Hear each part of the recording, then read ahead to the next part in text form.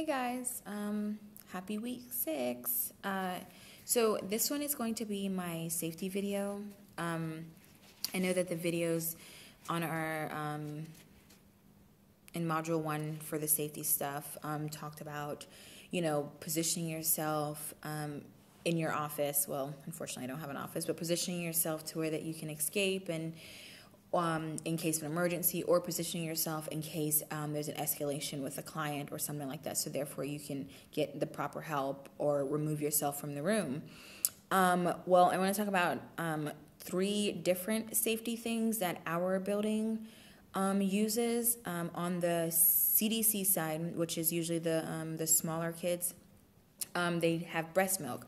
So our center allows you to bring your babies, newborns in at 6 weeks, after 6 weeks, and a lot of parents or a lot of moms are still breastfeeding.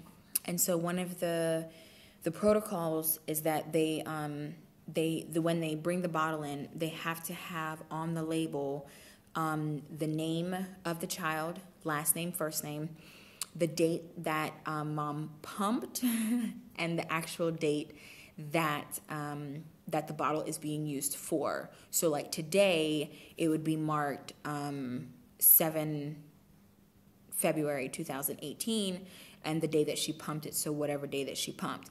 Now, the thing about it is that that's really important so that when staff goes to feed the child, they won't give it to a different child, because things can happen. You can get infections and illnesses, and that can be passed on to another child. But also, another rule that they have is that it can't be stored past 3 months. So, like, you can bring it in frozen, and that's okay.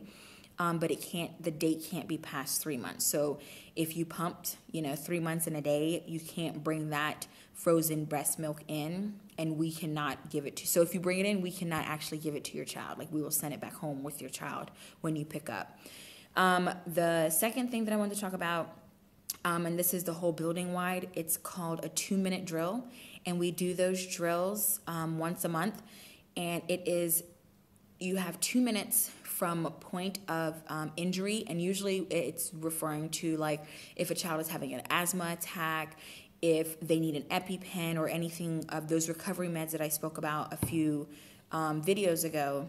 We have to be able to get those things and administer them to the child within 2 minutes. So regardless of where you are in the building, you have to be able to either leave the child or have someone go get the medicine or bring you the medicine within a 2-minute span.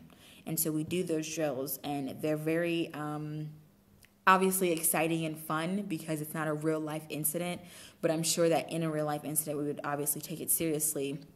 But it's just really cool that, that they set a time limit on how fast these things need to be administered into the body in order for the child not to die. And this goes for even if it's a staff member that needs an EpiPen, however, they should have it on them. The third thing happened with my little buddy yesterday.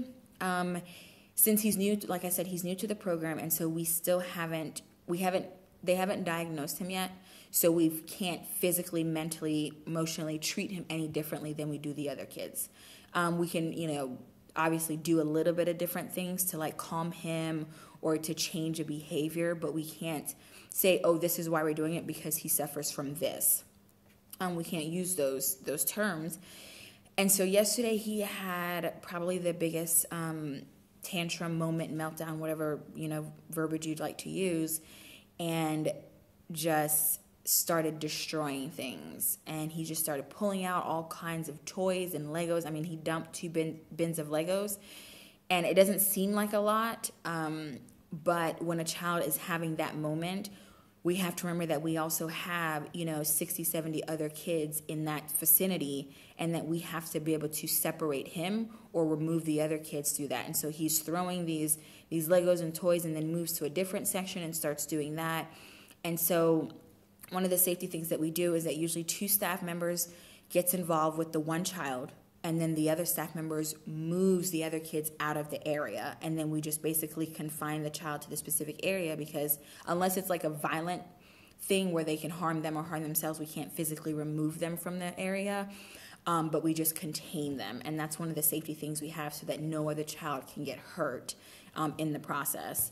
And for my little buddy, though, it took him about 2 hours after the incident to finally relax. And we finally cleaned up the Legos one by one, his idea. And then he finally was able to go home. But that's just some of the safety things that we have for our building. Bye, guys.